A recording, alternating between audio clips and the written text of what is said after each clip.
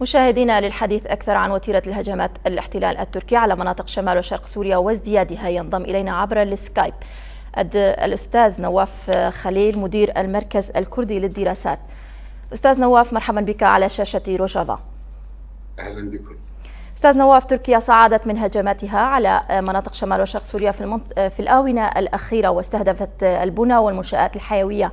ما هو موقفكم أو ما هو تقييمكم لهذه الهجمات؟ مساء الخير وتحياتي لك ولمشاهدي قناة روجافا أينما كانوا. هذا يعني ما تقوم به تركيا جزء من خطة منهجية ممتدة من بعد التوقيع على اتفاقية لوزان سنة 1923 وبعدها بعامين تحديدا حينما تم التصديق على مشروع أطلق عليه اسم مشروع إصلاح الشرق، كان يهدف بالدرجة الأساسية وبشكل استراتيجي يعني إحداث تغيير كامل في شمال كردستان، خاصة في آمة ديار بكر وغرب الفرات. المشروع كان يهدف حينما تم التصديق عليه سنة 1925 أن لا يبقى أحد في آمة ديار بكر سنة 50 أن يقول أنا كردي، لكن لأسباب تتعلق بالحرب العالمية الثانية وأيضا متعلقة بالأوضاع الداخلية لم يتم له النجاح، لكنه نجح في مناطق غرب الفرات، في مناطق مرش ومناطق أخرى، حيث تم الاستهداف من خلال القتل والصهر والتهجير وغيرها من الأشكال. هذا جزء مما يجري ولم ينتهي بعد. توج باحتلال عفرين وسريكانية وتل أبيض وغيرها من المناطق، والآن يراد أن يعني يوقف سبل بقاء الكرد والعرب وبقية المكونات في المنطقة. قالها الرئيس التركي، يقولها الرئيس التركي بصورة دائمة وبشكل مزمن، وقالها وزير الخارجية هاكان فيدان رئيس الاستخبارات السابق، ويبدو أنه يتحدث باسم الاستخبارات والجيش والخارجية، يعني أو الأقرب لأردوغان والأقرب لتطلعاته ولأهدافه الإجرامية. قالها سنستهدف البنى التحتية. حينما يتم هذا الاستهداف الواسع لكل البنى التحتية، يعني يقولون بصورة واضحة نحن نستهدف البنى التحتية كي لا تبقى سبل العيش، وبالتالي أن يتم التهجير، وبعدها تأتي الخطوة اللاحقة توطين آخرين من مناطق سورية أخرى أو حتى جلبهم من خارج سوريا ليحلوا محل الكرد والعرب وبقية المكونات، وخاصة الحاضنة التي تدعم الإدارة الذاتية. نعم أستاذ نواف، بعد التهجير ما هو دور التحالف الدولي، دور أمريكا في حماية أراضي مناطق شمال وشرق سوريا، على اعتبار أمريكا أو التحالف هي شريك لقسد في حماية هذه الأراضي؟ يعني الولايات المتحدة تقول بصورة دائمة وبصورة متكررة، من ناحية تقول أن قوات سوريا الديمقراطية هم شركاء، من ناحية أخرى تقول نحن هنا لنقاتل مع داعش. نعم، يعني هذا معلن، لكن أليس الهجمات التي تأتي من أراضي دولة أطلسية وبأسلحة الناتو تستهدف الشركاء الذين يحاربون الإرهاب؟ أليس أضعاف قوات سوريا الديمقراطية واستهداف قوات الأصايش وتدمير البنى التحتية تقوية لداعش وتقوية للفصائل المتطرفة؟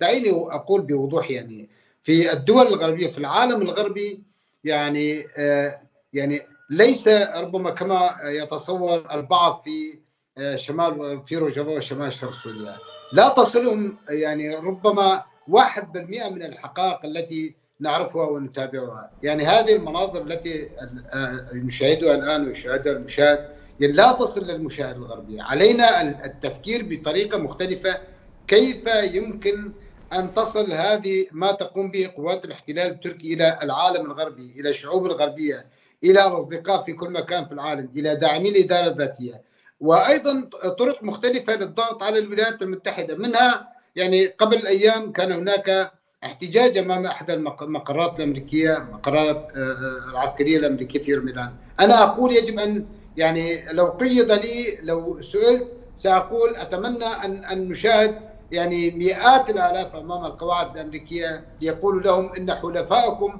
يذبحوننا، إن حلفائكم يعني يضربون أساسيات الحياة كي يعني نهجر من هنا، إن حلفائكم هم الذين يساعدون داعش بصورة أو بأخرى.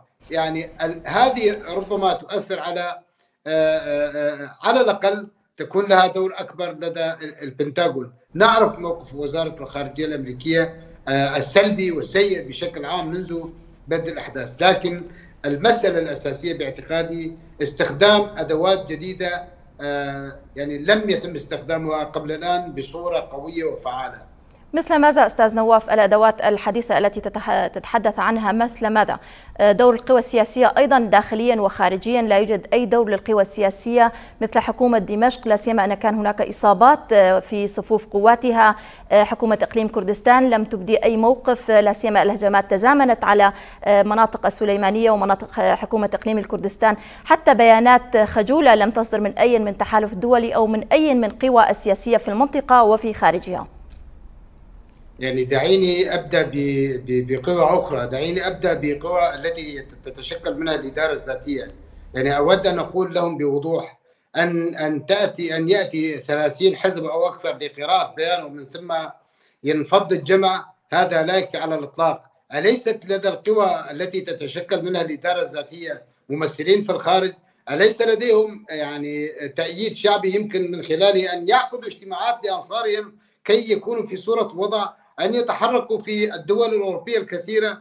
لو أن الأحزاب التي يعني هي أكثر من 30 حزب، لو تم تكليف كل حزب أن يحمل ملف موثق بالجرائم التي ارتكبت من قبل سلطات الاحتلال التركي، أن يذهبوا إلى 27 دولة أوروبية وإلى الأمم المتحدة ومسؤوليات الاتحاد الأوروبي، لكان أفضل بكثير من هذه البيانات التي تلقى وتذهب. حتى الآن لم نرى مؤتمرا صحفيا من قبل الأحزاب. هناك مؤتمرات عقدت من يعني دائرة العلاقات الخارجية والمسد من خلال وسائل التواصل وغيرها، لكن هذه الطريقة عليها أن تتوقف. ما جدوى أن يتم قراءة بيان ومن ثم أن ينفض الجمع. يعني حتى وكالات الأنباء العالمية أحيانا في أفضل الحالات ربما يعني تأتي عليها كخبر قصير. بالنسبة لحكومة دمشق، يعني حكومة دمشق أيضا هدفها الاستراتيجي إضعاف الإدارة الذاتية، وتتخيل أن ذلك العدوان التركي ربما يدفع الإدارة الذاتية للتخلي عن كل شيء وتسليمها لحكومة دمشق التي كانت سبب كل ما يجري داخل البلاد. قبل بدء الأحداث في آذار 2011 حينما وقعت اتفاقية، يعني النظام وقع اتفاقية طنطا، وبعد ذلك أيضا النظام يعني هدفه الاستراتيجي إضعاف الإدارة، تدمير الإدارة. المهم أن إذا لم تكن له فلتدمر ويعني تنتهي. بالنسبة لي موقف نعم يعني سؤال مهم بصراحة.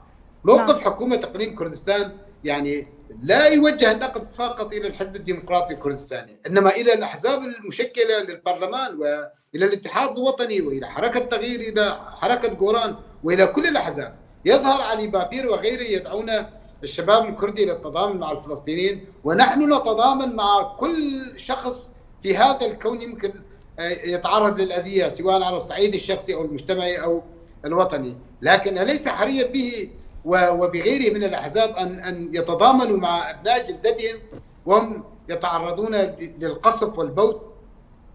موقف أقليم حكومة كردستان يعني ليس مستغرب، لكنه موقف يعني مخجل صراحة. نعم. وهذه المواقف لن تتغير.